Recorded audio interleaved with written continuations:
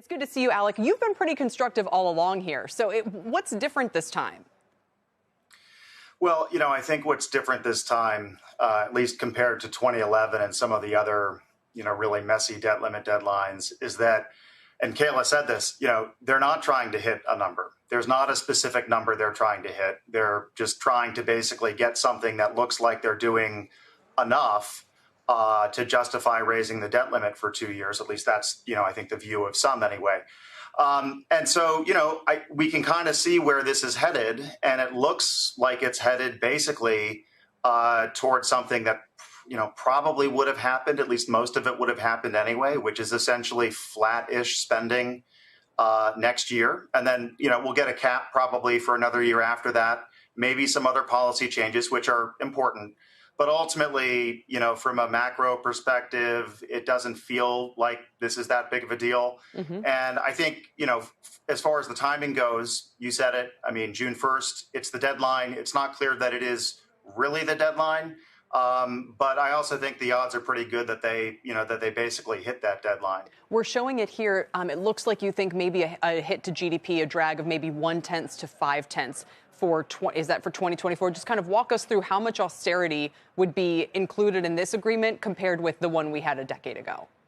Right. So the decade ago agreement, if you go back and look at that, it basically would have cut spending, capped spending, by an average of 1.1% of GDP over the next 10 years.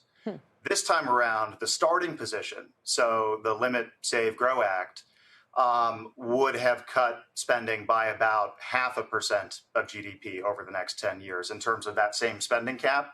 And it looks like, the final deal here might be 0.1% of GDP. So it's really, pretty small. It doesn't mean it's not worth doing, but it basically, I think, is similar to what we would have gotten, which is, flattish spending.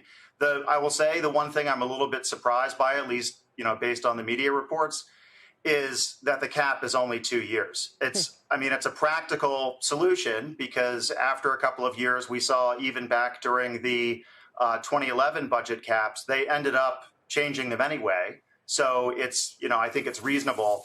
But with that said, it's a little bit surprising that we've gone through all of this to basically get something that's probably not, that much different from what we would have gotten just through a normal spending deal ahead of the next fiscal year. Why isn't there a bigger push for more austerity when the debt to GDP has doubled in this country compared with financial crisis? Debt servicing costs have exploded as a percentage of GDP to kind of multi-decade highs. And yet we absolutely don't see the same kind of broad galvanizing push for spending cuts. And we should also point out the last time that one came like 3 years after that recession.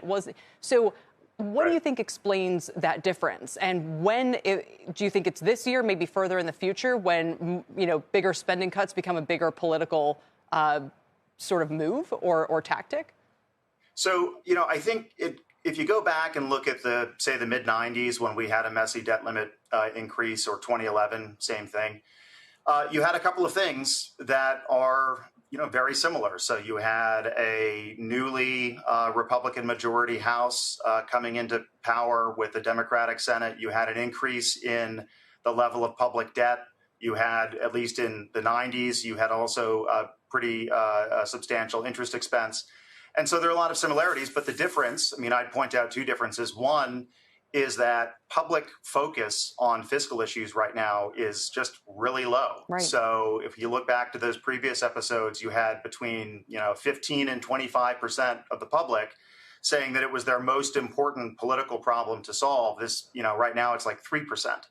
And then you also look at the situation in 2011 with the debt limit itself. So they were trying to raise the debt limit by a specific dollar amount. At that point, it was $2.1 trillion. And so they were trying to come up with the same amount of savings, $2.1 trillion, and that's what they ultimately did.